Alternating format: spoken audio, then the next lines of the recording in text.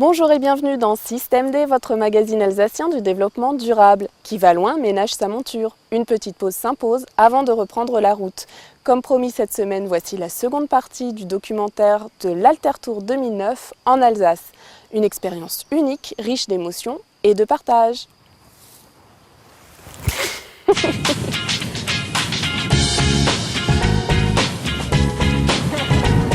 l'impression d'être derrière une grosse vitre.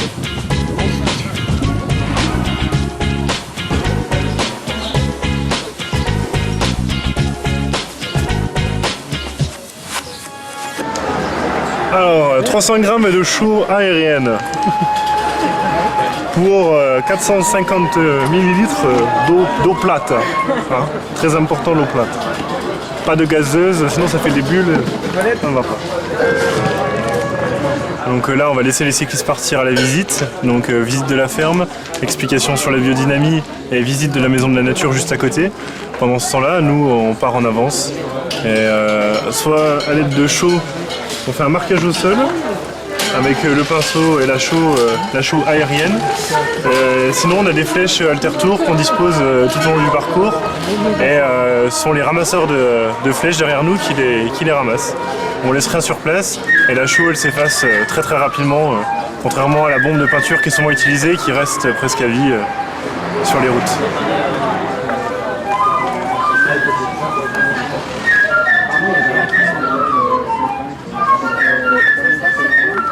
La méthode elle avait été pensée en 1924 par Rudolf Steiner.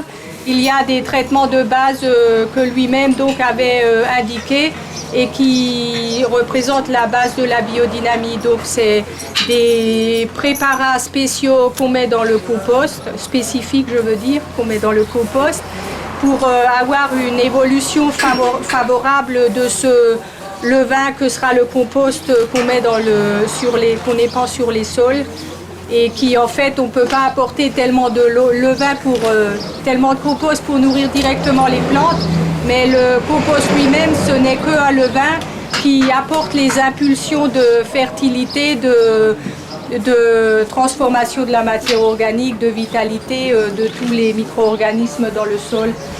Et ce sol est également activé, entretenu avec les préparations qu'on pulvérise. Ces deux préparations, l'une pour la croissance et le développement des racines et de la plante, et l'autre pour la maturité. On produit les céréales, on fait du blé, on fait de l'épeautre, on fait du seigle, et on transforme toutes nos céréales en farine, qu'on vend directement en sac, ou on fait du pain avec. Donc on travaille avec ce qu'on appelle, je ne sais pas si certains d'entre vous connaissent ces types de moulins-là, c'est ce qu'on appelle des moulins Astrier. En un seul mot, hein, c'est le nom de la personne qui s'appelle Monsieur Astrier. Donc c'est des moulins qui sont faits en fait pour garder toute l'assise protéique, ce qu'on appelle l'assise protéique du grain. Parce que vous avez la plupart des moulins, sont ou des moulins à meule en métal, ce qu'on appelle des moulins à cylindre. Ça veut dire que le grain est écrasé contre plusieurs pièces en métal. Donc c'est une très mauvaise technique, parce que premièrement c'est un échauffement par le métal, et deuxièmement le grain il est complètement broyé à l'intérieur. L'autre technique qu'on connaît souvent, c'est des techniques à meule de pierre, comme cela, mais la technique à meule de pierre, c'est aussi des moulins qui tournent très vite. Donc même principe, ça échauffe le grain, et ça donne après une farine qui est entre guillemets une farine moins vivante ou une farine morte. L'objectif de ces moulins, c'est que ce sont des moulins qui tournent très lentement, c'est des moulins à meule de pierre, et ça fait une seule qualité de farine à la fin. Donc c'est une farine, on va dire, T80. Ça veut dire que c'est une farine complète. Ça ne fait pas une farine quasiment blanche, une T55, et ça ne fait pas une farine intégrale, qu'on appelle une T150.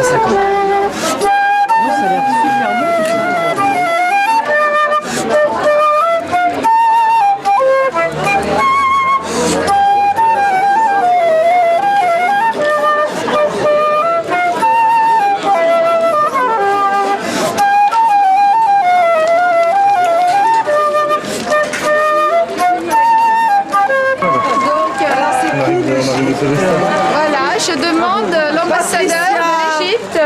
Allez là. Patricia, elle a pris un autre vélo, c'est quoi? Avez-vous besoin d'un médiateur? Oui, je crois qu'il faudrait. Donc l'association ayant acheté 16 vélos neufs, j'ai cette liste des vélos tous les matins. Chaque vélo a un nom. Je divise la journée en tronçons, suivant le kilométrage qu'on m'a indiqué dans la journée. Je divise la matinée en tronçons de 20 à 25 km, mais alter-tour, il faut toujours mettre plus 10.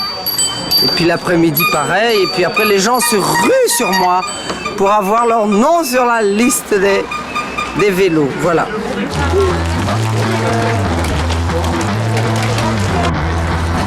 Il y a 2 kilomètres.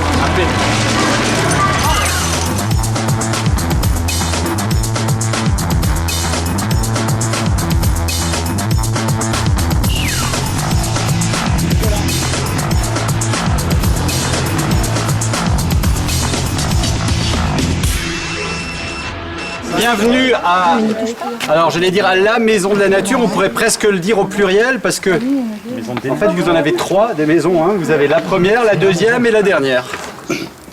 Aujourd'hui la Maison de la Nature c'est donc une structure dont si je voulais résumer l'objectif c'est l'éducation à l'environnement, hein, en 2 mots pour tous les publics, alors essentiellement les jeunes publics, mais on travaille de plus en plus en direction des adultes parce qu'on a pu faire la démonstration en matière de tri des déchets, par exemple il y a 15 ans quand on a commencé à trier les déchets ici, les élus avaient tendance à dire on va apprendre aux enfants à trier, comme ça ils apprendront à leurs parents.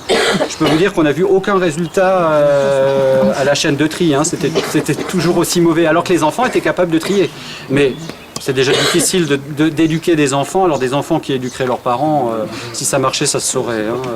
Donc il faut travailler sur tous les publics, donc là l'objectif de plus en plus c'est aussi de travailler sur le public adulte. Voilà, donc je vous propose, on va passer par devant.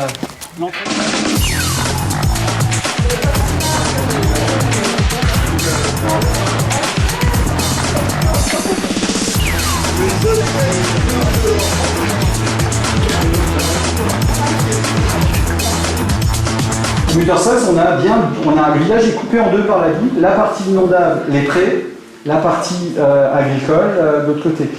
Ici encore quelques éleveurs laitiers, et puis essentiellement le reste c'est des maïsiculteurs. Hein. Faire du maïs c'est super cool, hein. On gagne beaucoup d'argent et surtout, alors c'est à la limite, un laitier gagne bien sa vie, mais il travaille comme un fou. Hein. Là, tu commences à être pollué partout, tout ce qu'on met dans les maïs. Absolument. C'est le problème. Bien sûr, mais comment on arrête cette démarche, comment on va faire? On arrête de subventionner les maïs. Ça c'est la première chose. C'est pas le problème de l'Europe, c'est le problème de l'application de la PAC en France. Hein. En Allemagne, c'est pas du tout comme ça. Les subventions européennes sont réparties équitablement sur tous les producteurs agricoles en Allemagne. Et chez nous, c'est les céréaliers qui ont... Nous, c'est les céréaliers, c'est de Benoît qui a négocié, le responsable syndical qui a fait le coup, c'est Guyot, président actuel des champs d'agriculture, qui est un Vendéen, qui est un syndicaliste vendéen. Et qui a foutu un coup de poignard dans le dos de ses collègues et puis qui a laissé de Benoît négocier, parce que de Benoît c'était le représentant des céréaliers de la Beauce. Hein. Voilà. Alors ils se sont servis les mecs. Hein. Ouais. Et ben le hectare d'herbe, nous on a touché pendant la PAC c'est 91-92. Nous on avait essentiellement de l'herbe, on a touché 300 francs de l'hectare, alors que les céréaliers touchaient 2500 francs de l'hectare. La Haute-Saône a perdu 40 000 hectares de pâture depuis la PAC dans les années 90. Et ça c'est le lobby, ouais. Et qui ont littéralement trucidé l'agriculture française, qui est une agriculture complexe, dynamique, parce qu'en plus l'INRA avait fait un travail colossal de recherche, c'est-à-dire qu'on avait tous les types de sols pratiquement que la planète possède, donc on pouvait tout faire. C'était une agriculture riche, dynamique.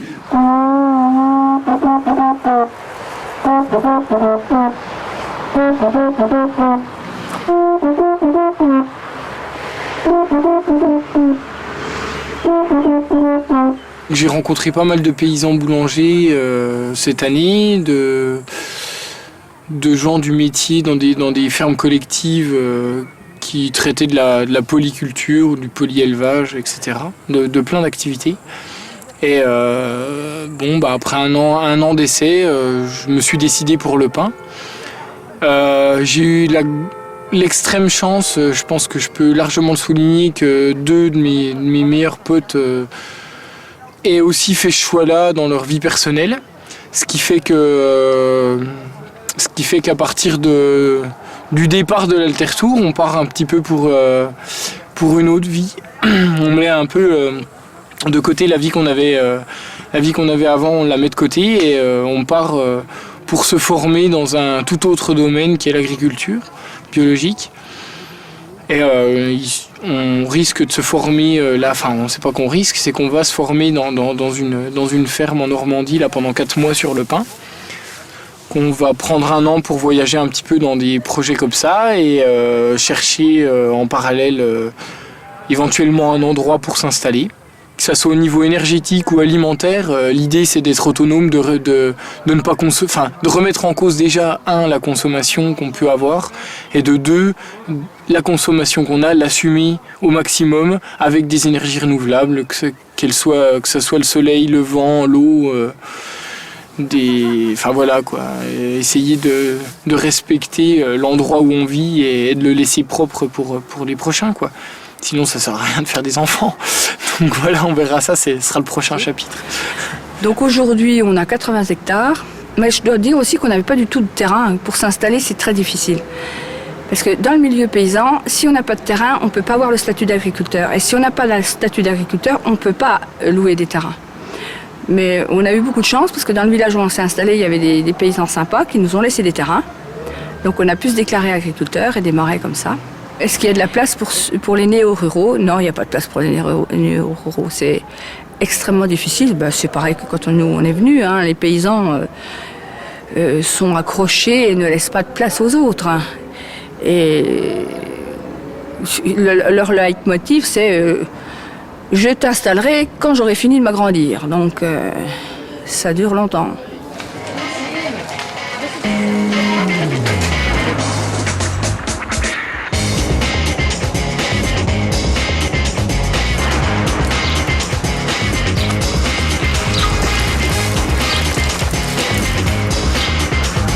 Allô Josiane, t'es sérieux maintenant?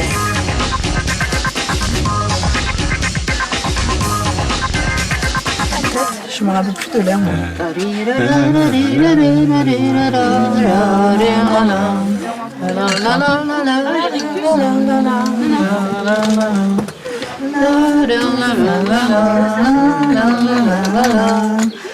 Venez sur l'Altertour, c'était colo. Bon, donc après, il faut trouver des paroles. Si vous voulez vous joindre à nous, ça serait autant d'énergie créatrice. C'est quoi la thématique du couplet? Il fallait qu'on parle du dopage. Il peut y avoir 2 couplets. Bah oui, non, ou en le disant de manière optimiste, en retrouvant la bonne bouffe. Buvant du bon vin bio ou un truc comme ça, non? Mais on reprend pas... Ah oui, buvons. Oui, ça pour la fin. Pour la fin, ce serait bien. Ah. Buvons. Ouais, ça y est, donc c'est quoi les idées? Le dopage, donc, les téléphones, OGM, voiture. Oui, c'est ça. Ouais, c'est pas mal. OGM, transport et téléphone portable et ensuite le vin bio. Ouais, mais ce que disaient aussi ceux qui critiquaient, c'est que c'était tout négatif et qu'il fallait mettre des à la fin, on va dire vin bio. On va y arriver. Ouais, mais bon, ce serait bien de mettre des trucs de manière un peu plus constructive plutôt que de critiquer tout ce qui va pas. Bah, c'est... Tu vois, dans l'esprit de la chanson de Carmagnol, c'est...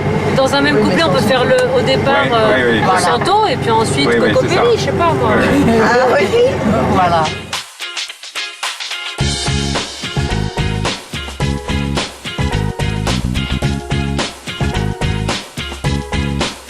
Merci d'être venus si nombreux nous rencontrer. La foule immense s'approche de l'Alterbus. Nous allons pouvoir vous parler un petit peu de nos idées anti-dopage et surtout de nos idées favorables à toutes les alternatives au dopage économique agricole et aussi au dopage de nos télécommunications par les micro-ondes et par la téléphonie mobile.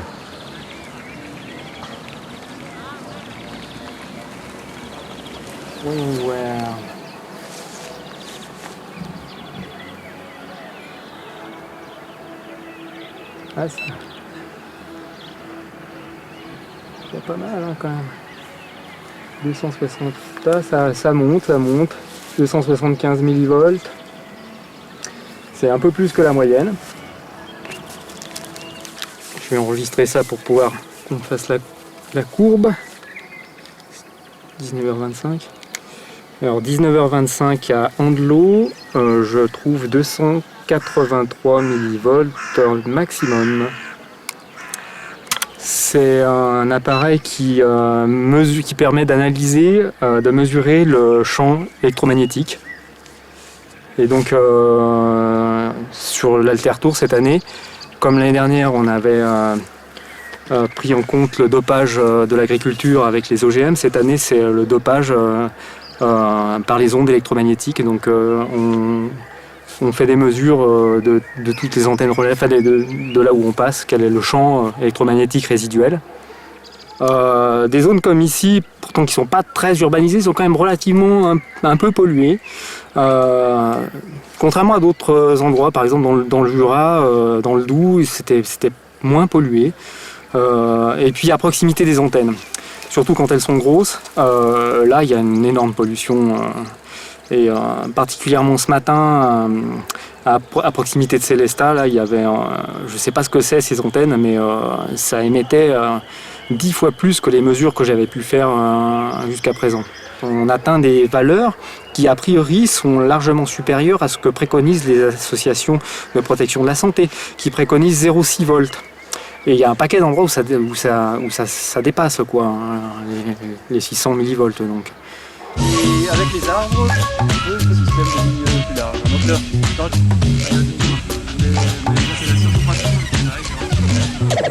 Ça fait seulement 1 an et demi moi, que je sais que ça existe, alors je ne savais pas que ça existe. Et c'est grâce à une association écologique, ça s'appelle Alsace Nature. Et donc ils avaient fait un truc de découverte par rapport à ça. Et alors moi ça va m'aider. Parce que des trucs comme ça, je peux aussi en faire des plus petits. Je vais pouvoir me faire des abris à moutons. Ah oui. Si on veut, hein, parce que donc ici pareil, on l'a positionné ici parce que là on va mettre la remorque en dessous au moment des vendanges. Et donc s'il pleut pendant les vendanges, eh bien, en fait on aura de quoi mettre la remorque en dessous. Et parce qu'ici on peut rien construire en fait, hein, du fait de bâtiments historiques, donc c'est bloqué, tout est bloqué au niveau construction. Et donc en fait avec quelque chose comme ça, je ne fais pas de construction, si on veut. Hein. Je n'ai pas besoin d'autorisation, je peux poser le truc direct. Et en fait finalement le principe que c'est vissé ensemble, c'est aussi tout de suite solide quoi. Si on veut, hein, c'est tout de suite, bien que ce soit du sol quoi. Hein, donc, ça va être vivant quoi. Ça va voilà, ça va pousser quoi. Et puis au niveau des toilettes, il y a des bourgeons qui sortent hein, là-bas hein, déjà.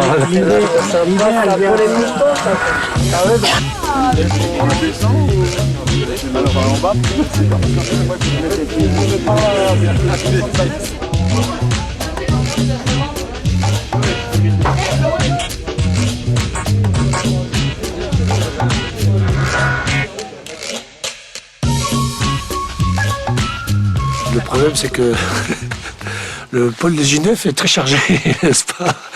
Et le pot d'échappement, il est sous le J9. Donc quand on veut ressortir le J9 qui est garé là dans le champ, il y a un petit problème.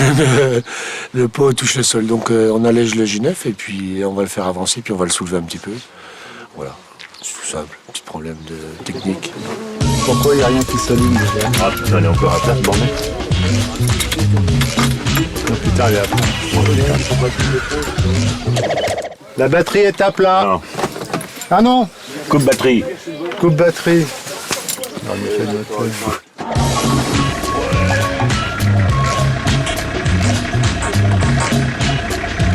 c'est cool, hein. C'est la belle vie, hein.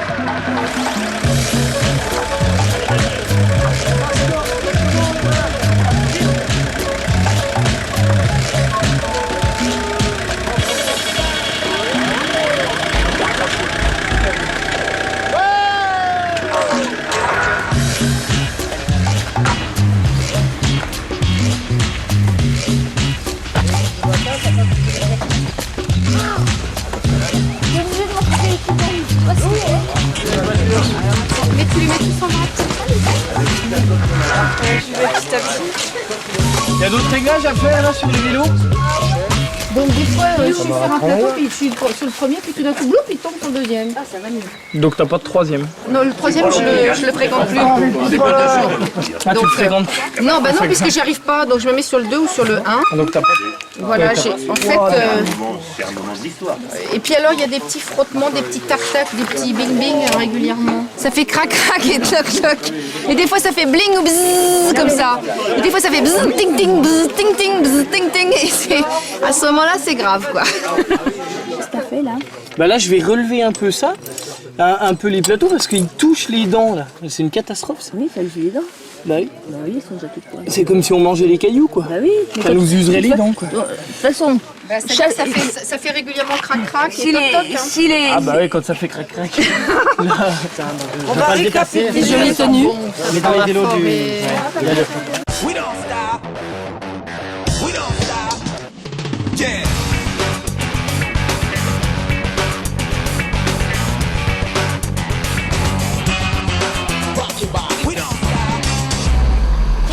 Le pourcentage, on est bien là pour l'instant, on n'a pas trop. Ouais, le 1% il est revenu.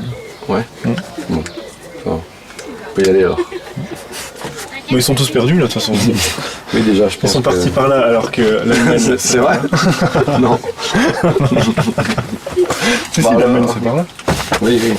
Si par un hasard incroyable, le fléchage n'apparaissait pas. Il n'y a pas de hasard, il n'y a pas de Non, c'est impossible. Ah bon, c'est pas possible. Non. D'accord. Bon, bah, je vais bien avoir un copilote.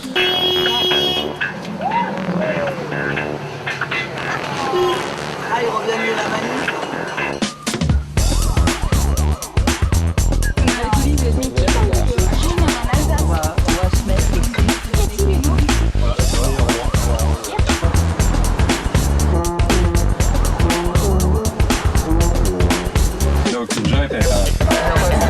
c'est devenu venez faire l'alter-tour. Vive le vélo, bis.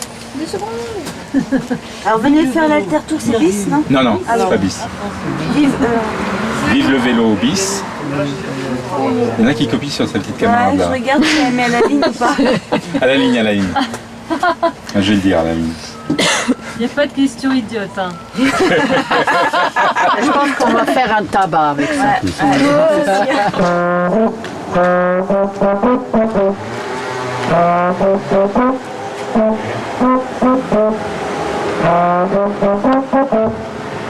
Ça, c'est bon. Ensuite. Allez, fais un petit effort.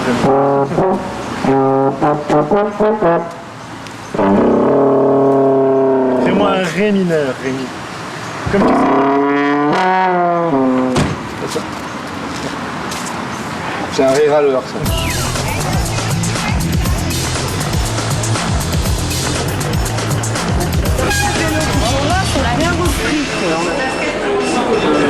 Ouais, ça bouge beaucoup. J'ai déjà expliqué. Quand je vais au milieu, il y a beaucoup. Il y a des portables dans tous les sens. Il y a des antennes. Il y a presque 2 volts.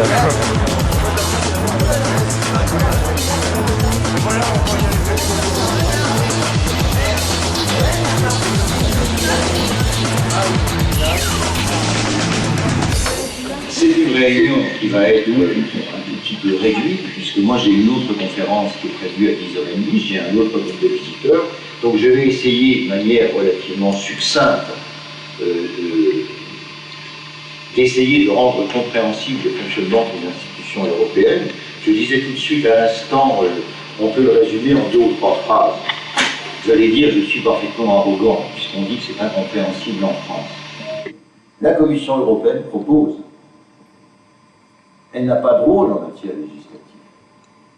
Et donc, qui a le pouvoir législatif au niveau européen? Réponse, en réalité relativement simple, même si elle est singulière et parfaitement originale, je dirais simplement proposition de la Commission et partage du pouvoir législatif entre des députés et des ministres. Et bien cela n'existe nulle part ailleurs. On appelle ça la codécision. Et ça porte bien son nom d'ailleurs. C'est un public un petit peu particulier aujourd'hui, puisqu'il est fait essentiellement de militants écologistes. J'ai compris ça. Et donc je pense qu'on peut consacrer beaucoup de temps au débat, si vous le voulez bien. Je ne sais pas de combien de temps on dispose. Mais le problème, c'est qu'on est en retard. Moi, j'ai une autre conférence. On y va. Allez-y. Alors vous avez cité le terme vous-même, vous avez parlé de lobbyiste. Oui. Et je me suis demandé, au moment où vous avez parlé de la répartition, disons, des décisions entre les députés et les ministres, s'il n'y avait pas un troisième acteur qui serait les lobbyistes, justement, pour la prise de décision. Ils ont un rôle essentiel, si ce n'est que le terme lobbyiste me semble inadéquat. C'est vous qui l'avez utilisé. Il y a un très grand nombre d'interlocuteurs au Parlement européen. Quand on parle du marché de l'électricité, il faut avoir le point de vue d'EDF, il faut avoir le point de vue de la CGT, il faut avoir le point de vue des organisations d'écologistes qui sont pour, etc., etc. Certains lobbies, justement, qui ont les moyens d'avoir des bureaux. Non, il n'y a pas de Est-ce que vous croyez que... Il n'y a pas de bureaux de lobbyistes au Parlement. Est-ce que vous croyez que les décisions que vous prenez tiennent compte de l'avis de l'ensemble des personnes qui sont concernées par les décisions finales de l'Europe? On s'est rendu compte de la manière dont on était accueillis, on pouvait débattre librement de nos idées avec les députés. Ils sont très peu obliqués à ce je pense qu'on aurait pu, s'étant pris 9 mois à l'avance, au moins avoir quelques-uns. C'est le cas parce qu'on s'est pris l'année dernière. Bah, tant pis, on est un peu dépité par nos députés. Voilà, c'est la conclusion. Et par l'institution.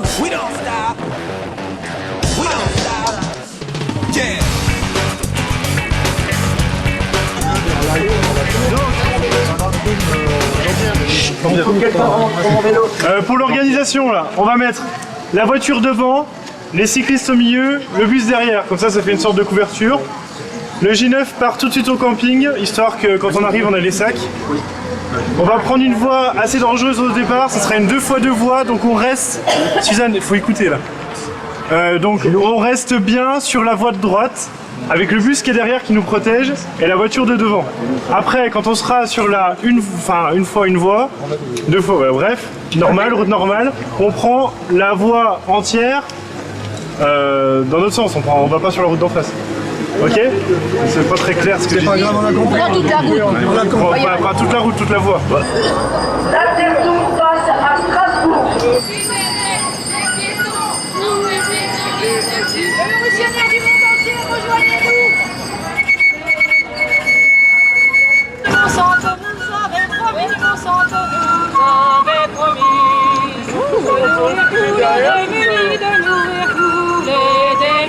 C'est une expérience très forte et qu'on n'avait pas prévue initialement. C'est ça qui est quand même étonnant, c'est qu'on a défini un cadre qui était d'organiser un relais cycliste, c'était d'être accueillis par des personnes dont les idées sont proches des nôtres, mais on n'avait absolument pas imaginé ce que pourrait être cette vie en communauté. Les paysans les plus malins sont ceux qui sèment le bon grain, sont ceux qui sèment le bon grain. La biodiversité, il faut la conserver. C'est très réconfortant de se retrouver avec des personnes qui pensent comme nous, parce que chacun dans notre coin, on rame à contre-courant. C'est écolo, la vie du déménage, la vie du déménage. Pour moi, c'est une expérience humaine très riche, enfin, la rencontre de plein de gens, d'horizons divers.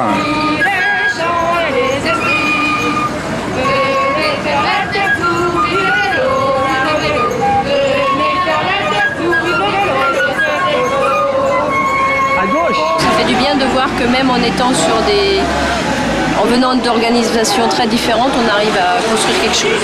Pour un monde enfin solidaire, faisons tous l'Altertour. Ce qui m'intéresse beaucoup, c'est ça, c'est rencontrer des gens à travers la France qui sont engagés dans les alternatives, qui luttent contre le réchauffement climatique. Il y a un autre monde possible. On vit un moment unique, qui n'est pas prêt de se reproduire de ça, je le pense. Donc pour ceux qui souhaiteraient sillonner un peu, beaucoup, voire passionnément les routes de l'Altertour 2010, les inscriptions sont possibles sur leur site internet www.altertour.net et ce jusqu'au 15 juin. En moyenne, les frais s'élèvent à 27 € par jour et par personne. Des places à tarif réduit sont également réservées aux chômeurs, étudiants et enfants. Vous retrouverez les prix, les photos, les vidéos, les témoignages, les étapes, bref, plein de détails sur leur site. Allez, je le répète encore une fois, www.altertour.net. Quant à nous, on se retrouve la semaine prochaine pour un prochain Système D. Il s'agira d'un débat sur le grand contournement ouest de Strasbourg, animé par Lucien Negelen sur la foire Ecobio de Colmar. D'ici là, pensez à prendre un peu plus vos vélos et un peu moins vos autos. Allez, ciao!